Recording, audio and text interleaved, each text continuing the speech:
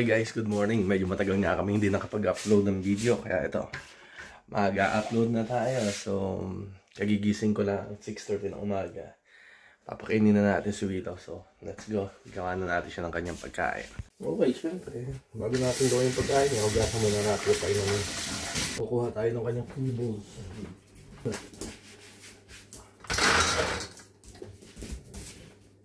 As blueberries. Coconut oil.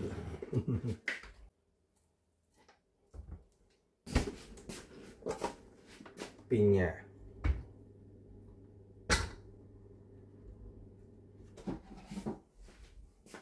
Itlog. Kasama siya.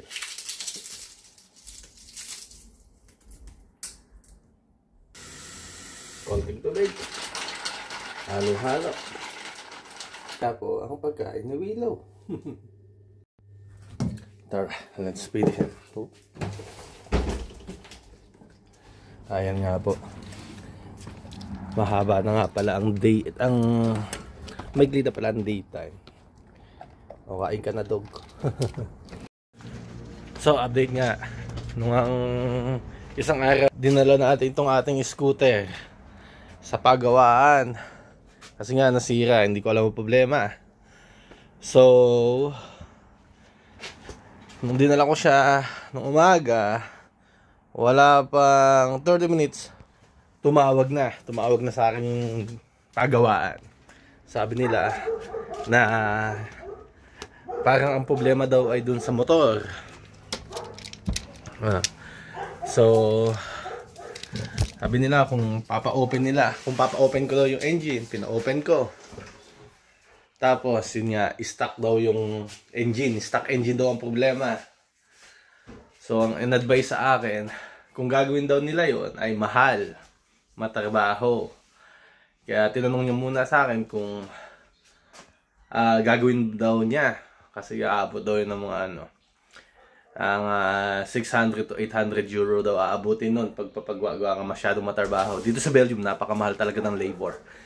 Kaya buti na lang tumawag muna para bago niya gawin. Kasi in-advise sa akin ng mechanics na imbis na ipagawa ko yun, bumili na lang ako ng bago. Gawa nga, unang-una, damage na yung engine. So kahit magawa nila yun, magkakaproblema na daw yun.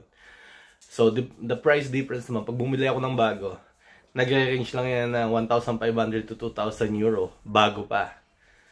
So, ang in-advise niya sa akin is ibenta ko na lang daw yung mga magagamit na mga spare parts dito sa motor na to. May kumukuha daw nun. Tapos bumili na ako ng bago. So, sa palagay ko naman, that's a good advice.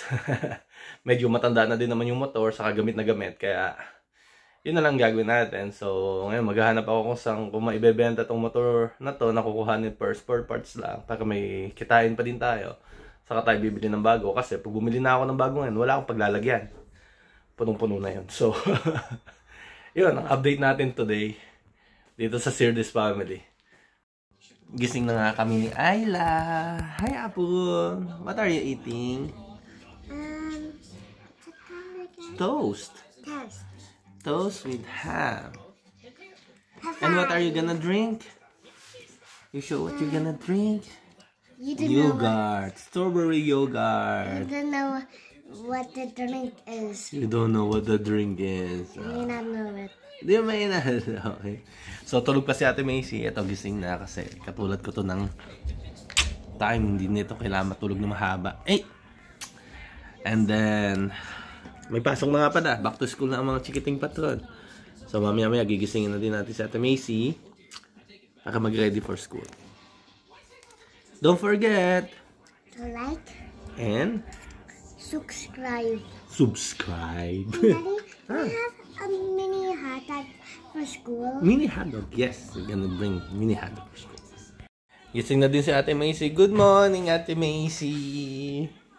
School time? You like school? No.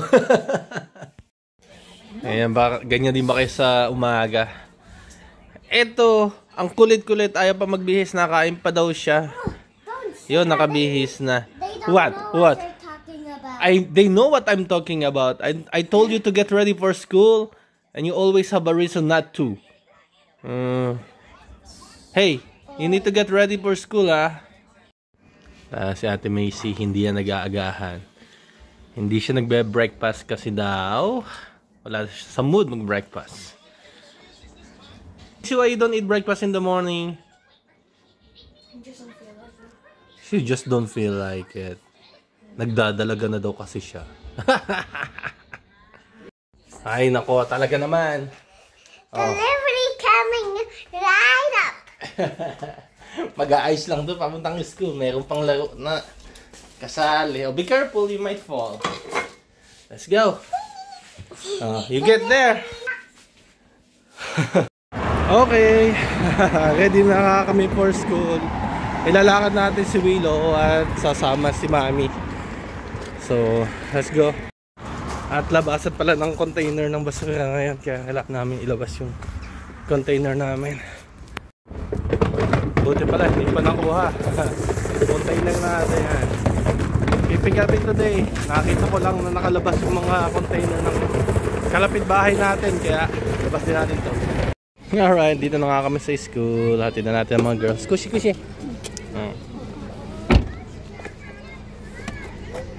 Namin ni Mami si Lamacy at Ayla dito sa school. Okay, punta na tayo sa woods para may lakad ang ating doggy. Okay, dito na kami sa wood ni Mami. Nasama si Mami sa paglalakad today. Hello, Cha. Let's go. Morning walk kasama ni Mami. Minsan sumasama talaga ito pag nagigising ng maaga sa paglalakad kay Willow. Maybe siguro 1 of 50 times. Masasabi mo sa morning walk natin, my love? Nakaka-cheerful ba? Kahit antok pa siya, oh. Pinilit niyang sumama. Ang sarap kaya maglakad sa umaga, oh. Tapos ganyan pa nasa paligid mo. Oh, check that out, mga giant trees. Yeah. Mantataas yung puno na yan, diba? Anong kakainin natin, Mami? Yung tinapay uli. May binili si Mami na tinapay. Ang sarap. My favorite. Favorite. Ano siya? Parang siyang chipata. Ano yung tawag doon? Chibata? Chipata? Hindi, chipata. Yung Italian bread na may raisins and nuts. Ang kakainin natin mamaya. Pakita ko sa inyo pagbalik namin sa bahay. So dito sa lugar na to walang masyadong taong pumupunta. Kaya hinayaan ko muna ng pakawalan si Willow. Ito pala maraming sanga. Laruan ni Willow. Pag umalis tayo, magtambak tayo ng sanga. Sa kanya yung hindi pa ano. Kasi yun yung hindi pa dry. Hindi pa dry. Bagay kahoy niya yun. Oo, nung pinutol ko dun sa puno ng kalapit ba? Kasi nakaano sa... Hanggang sa na-dry na kahoy niya pa din ngayon niya. Ngayon pa, inuubos. nauubos. Hanggang pala dati pag... Tatawanan ni Mrs. Willow. Kasi lagi ko siyang pinagtataguan pag nandito kami sa spot na to eh. Kaya kada hakbang niya, titingin muna siya sa likod niya. Oh.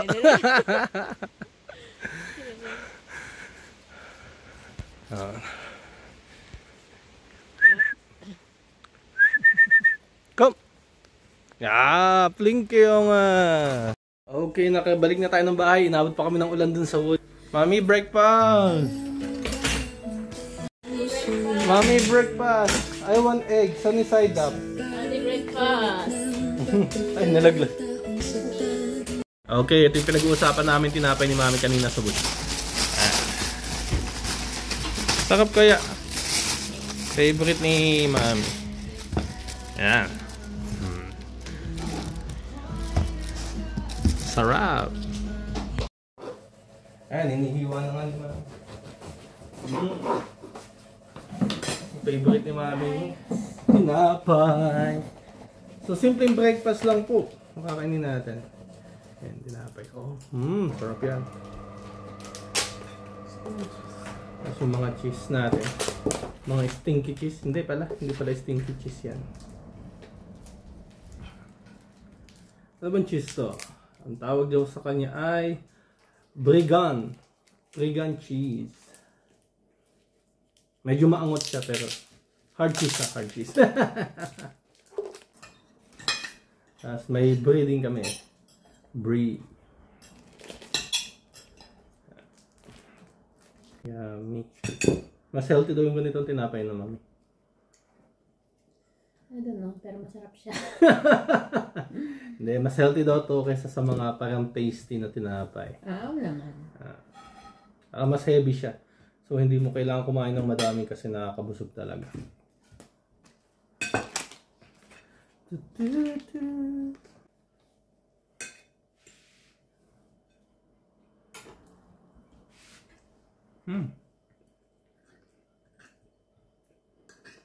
Sarap.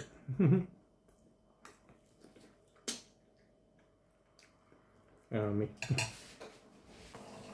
Yummy. Okay guys, kain na kami. Okay guys, tapos na kami mag-breakfast. Salamat po sa pagpanood. This is Sirdis family, Filipino family dito sa Belgium, ang aming morning routine. At sana ay nagustuhan niya. Don't forget to like and subscribe to support our videos. See you guys next time. Bye bye.